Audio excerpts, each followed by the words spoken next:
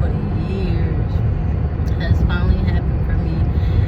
And I think this is like the first time I ever truly cried about it, because it's like I could not believe it. I just could not believe it. But I thank God for the open